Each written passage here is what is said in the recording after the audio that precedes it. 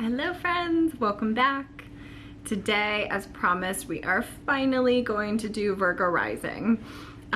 This is technically my rising sign. I'm born at 29 degrees of Virgo Rising, so depending on if you follow Placidus versus like whole sign house system, you might think that my chart has all Virgo in the first house, or you might think that since I'm born so late, I have a lot of Libra in my first house.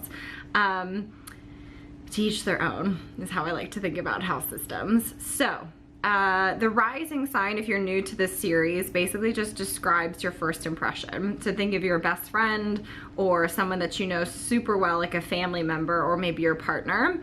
When they walk into a room, what energy are they giving off that you don't necessarily feel is completely the version that you get behind the scenes?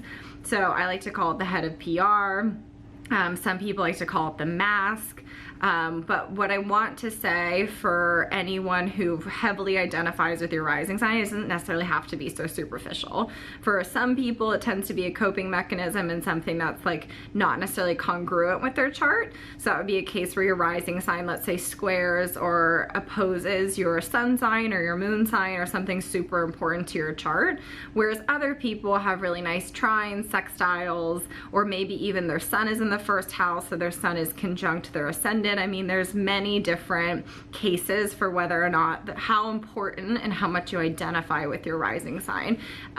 So yeah, it's so individual to the person.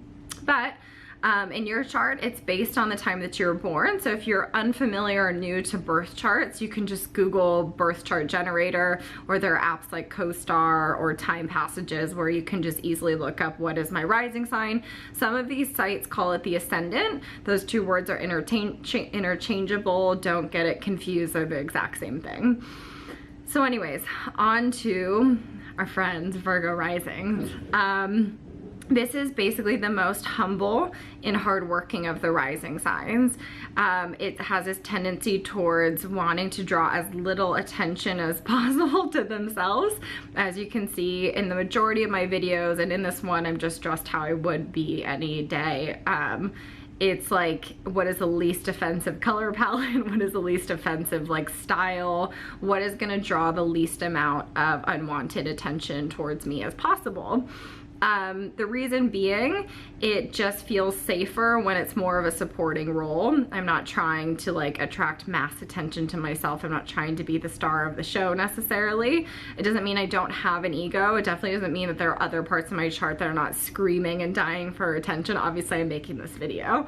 But it just specifically when it comes to how I like to present myself, style myself, and talk to people when I first meet them, it's gonna be much more on the conservative and sort of like a humble end of the spectrum. For this reason, Virgo risings can do super well in an interview setting. Above all else, the employer might just be like, you know what, this person seems competent, reliable. They don't seem like they have a massive ego, so I feel like they are, you know, kind of like workable. I can teach them the trade and they can be flexible. It definitely tends towards seeming like an expert. So I think one of the downsides of being a Virgo rising is this kind of propensity or this need to be right. Probably out of a fear of being wrong, more so than like a desire to be right.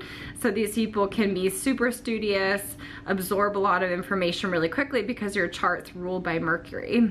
Mercury being the head of communication. So think of like when famously Mercury goes retrograde, which happens super often. Communication goes haywire. We can't send a text, we can't send the right email, our internet doesn't work, our trains don't work, suddenly everything's sort of chaotic.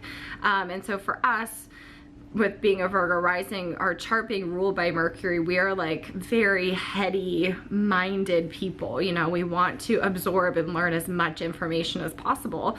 And in a way, our intellect is sort of like our armor. As long as I have the answer, as long as I have, you know, the ability to raise my hand and say the right thing, then I will survive and I will, you know, maintain my place in the world.